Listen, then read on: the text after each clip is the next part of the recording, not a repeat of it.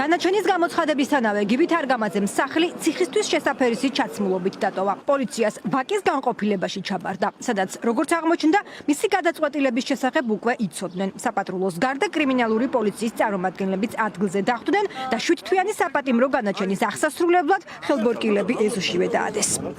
7 თვის ვარ. ნელა სიცოცხლის კოდექსის 350 მუხტი, რაც გულისხმობს საქართველოს პარლამენტის დროებითი საგამოძიებო კომისიის კანონიერი მოთხოვნით შეუცვლელად.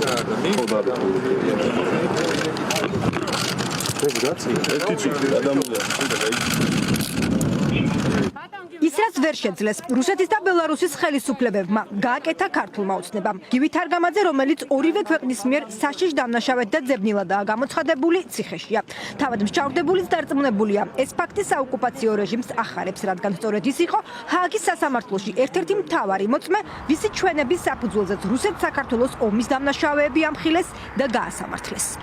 ის ორდერები რაც გაიცა ჩემი ჩვენების საფუძველზე არის მხოლოდ ეს 5 ორდერი აქვს გაცემული და 5-ვე არის პირადად ჩემი ჩვენების საფუძველზე გაცემული. მე ხა იქ თქვა რა თქმა უნდა ჯერ არ დაუკავებიათ ეს ხალხი იმათ არეალში უნდა მოხდეს რომ ონთამასობაში ბორისოვი და ჩუჩიევი უფლის არეალში მოექცენ ასე რომ სული ამოხდათ ესე რომ თქვა და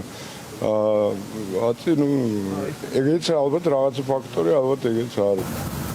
ვლადიმერ პუტინი თარგამაძეს 12 წელია ეძებს. ის რუსეთში ფართომასშტაბიანი ანტისამთავრობო აქციების ორგანიზებასა და მისი ხელისუფლების გადატრიალების მცდელობაში ადანაშაულებს. რუსული პროპაგანდისტული მედიების არქივში ქართულ პოლიტიკოსზე მომზადებული არაერთი მასალა ინახება, პირადად პრეზიდენტ პუტინის მონაწილეობითაც.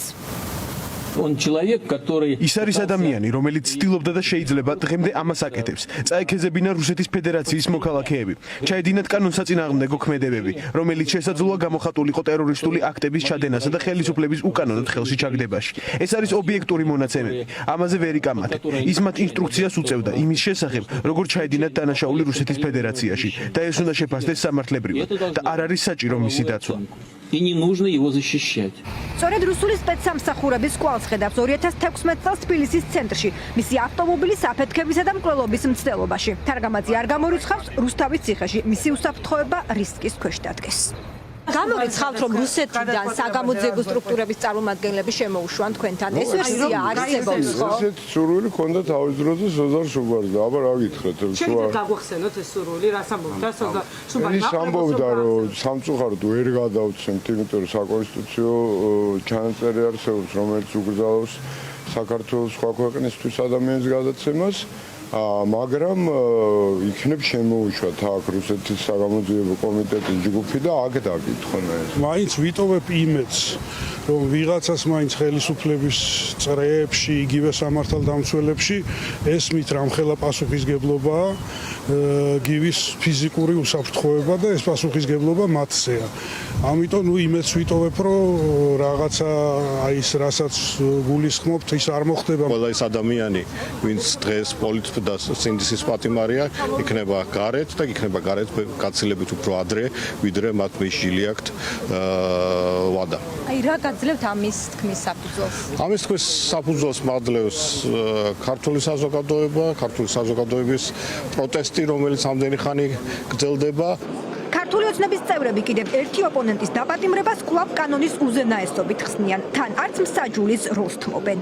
სადისტური ხელისუფლების ერთ-ერთი მნიშვნელოვანი შემადგენელი ნაწილი იყო გივით არგამაძე ყოველთვის.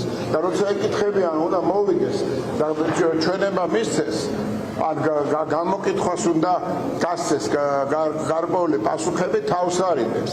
რითი ამაყობს ვერ გავიგე. აქ ბერერა აგაში ჩვენება მისცა, აბა რა უნდა ეგ. თქვენი აზრით კრემლისთვის ასიამოვნო არ იქნება გივით არგამაძის პატიმრობა? ვიცით არგამაძე რა გამონაკლისია, ის 6-7 რო წავიდნენ, დაარღვიეს კანონი და ლეგიტიმურია. მან კანონი დაარღვია, საქართველოს კანონი დაარღვია, იცოდა რომ მან არღვიოდა, მაგრამ მაინც დაარღვია. გივი თარგამაძე რუსთავის ციხეში მყოფი მერვე პოლიტიკოსია. საქმე ერთი: ქართული ოცნების საგამოძიებო კომისიის არაღიარება და მოთხოვნის შეუსრულებლობა. ბრალდებული ნიკა მელიაც უკვე მსჯავრდებულია. იგივე მოსამართლემ დღეს მას 8 თვიანი პატიმრობა შეუფარდა, თუმცა ეს მისი ერთადერთი ბრალი არ იყო.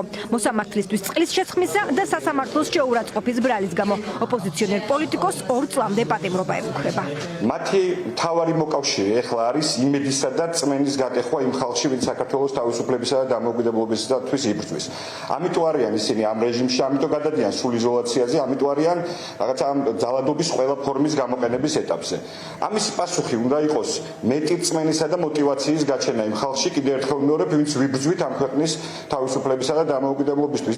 მოსამართლე გალუსტაშვილმა ნიკა მელიას 25,000 ლარიანი ჯარიმაც დააკისრა. ძველი აღუსრულებელი განაჩენის გამო. პოლიტიკოსი 2019 წელს ბანკი ქართულ საქმეზე სამსახურებრივი უფლებამოსილების ბოროტად გამოყენებისთვის სასამართლომ დამნაშავედ ცნო და ჯარიმა დააკისრა. ქართული ოცნების პირობა, რომ ვინც არ აღიარებს, წავა ციხეში შესრულებულია. 8 პოლიტიკოსიდან 6 უკვე მსჯავრდებულია. წინასწარ პატიმრობაში მყოფი ირაკლი ოქრაშვილი და ნიკა გვარამია კი გამამტყუნებელი საპატიმრო ვერდიქტის მოლოდინში არიან.